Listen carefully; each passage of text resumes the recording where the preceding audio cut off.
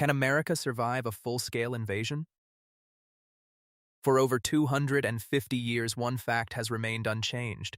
No foreign army has ever conquered the United States, not once empires have risen. Superpowers have clashed. And continents have burned, but America has never fallen to an external invasion. The British tried, they failed, Japan struck, and lost everything every modern rival has studied. The map, calculated the cost, and reached the same chilling conclusion: invading America isn't just difficult, it's almost impossible. But here's the question most people never stop to consider: what if it actually happened? What if the barriers failed? The warnings came too late, and a foreign force reached American soil, not in theory, but in reality. Would the United States survive a full-scale invasion?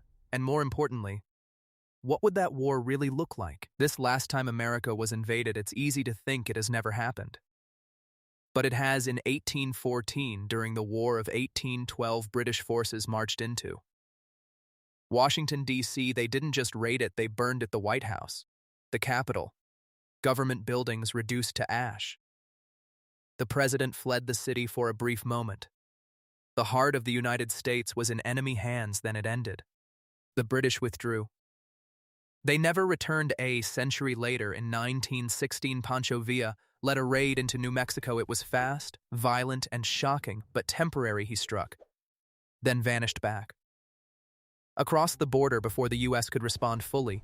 And in 1942, during World War II, Japan occupied two remote islands in Alaska, Attu and Kiska, harsh, frozen, isolated. When American forces took them back, the environment proved just as deadly as the enemy. And that's it. No long-term occupation, no sustained invasion, no conquest of the mainland, not because no one wanted to, but because almost no one could. The walls of water start with geography. Look at a map and one thing becomes obvious. The United States is protected by distance. To the east lies the Atlantic Ocean, to the west, the Pacific. These aren't just bodies of water. They are enormous defensive barriers. The Pacific alone stretches over 5,000 miles. That's not a simple crossing, it's a logistical nightmare. Weeks at sea. Massive fuel consumption. Constant exposure. In World War II, when the U.S. fought across the Pacific, it required thousands of ships, floating supply chains, and years of effort just to move island by island. Now imagine doing the reverse, launching an invasion across that same distance, while being watched every second. Modern satellites can track fleets in real time. Submarines patrol unseen. Aircraft can strike from hundreds or thousands of miles away before an invading force even sees land. It would already be under threat. The coastline no one can touch, let's say. Somehow, an enemy makes it across the ocean. Landing isn't easy. The U.S. coastline isn't one long beach waiting for troops. It's unpredictable, dangerous, and often hostile. In the Pacific Northwest, cliffs rise sharply from the ocean. Waves crash with violent force. Storms hit without warning. This region earned the name Graveyard of the Pacific. For a reason, thousands of ships have been lost there, not in war, but simply trying to navigate the waters. Even experienced sailors struggle in these conditions. Further south, conditions improve, but defenses remain. Ports are heavily monitored. Naval bases are nearby. Response times are fast. An invasion force wouldn't arrive unnoticed, it would arrive under pressure. Geography, the silent defender. Now imagine troops actually landing. This is where the real challenge begins. The United States isn't just by, it's diverse. Every region presents a different kind of obstacle. Mountains like the Rockies divide the country. Moving troops across them is slow and resource-intensive. The Appalachians create natural barriers. In the east, the Great Plains may look open, but that openness works both ways. There's nowhere to hide. Air power dominates deserts. In the southwest, destroy engines with heat. Winters in the north freeze equipment. Solid floodplains, forests, swamps. Each one slows movement and drains supplies. War isn't just about fighting. It's about logistics, fuel, food, ammunition, and across a continent this large, maintaining those supply lines would be incredibly difficult. The nation of guns, then there's something unique to the United States. Its civilian population. There are hundreds of millions of firearms in private hands. Millions of people have experience using them.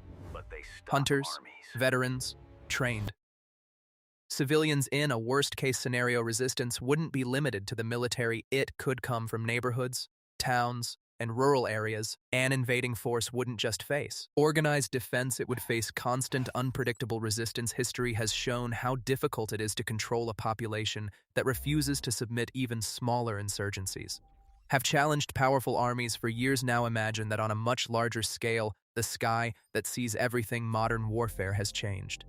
Information is everything. Satellites, radar systems, drones. These tools create constant awareness. Large movements are difficult to hide. A fleet crossing an ocean, an air force preparing for deployment, troop concentrations. These are not easy to conceit. Detection would likely happen early. That means preparation time for defense. And in war, time is one of the most valuable advantages you can have. Cyber and chaos, the new battlefield, because of all these obstacles.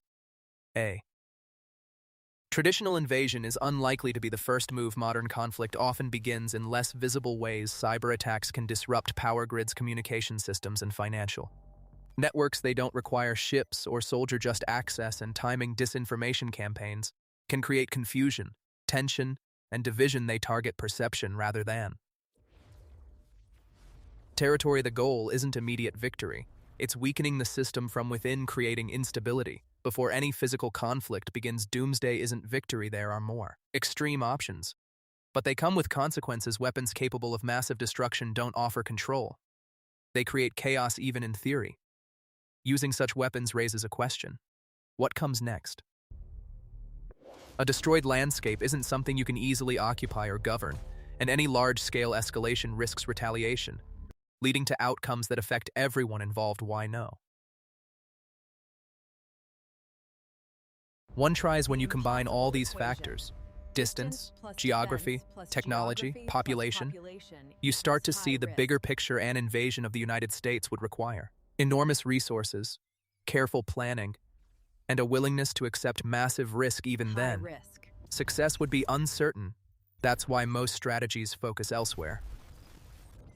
Deterrence, influence, competition in other domains. Because a direct invasion is not just difficult, it's unpredictable. So, could the United States survive a full-scale invasion?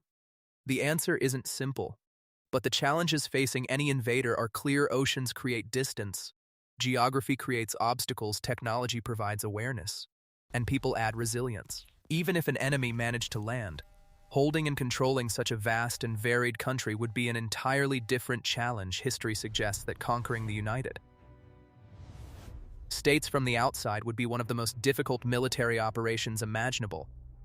But there's another side to the question. If threats ever become serious, they may not come in the form of ships or armies, but through internal challenges, disruptions, and divisions. Because in the end, survival isn't just about defense from the outside, it's also about stability from within.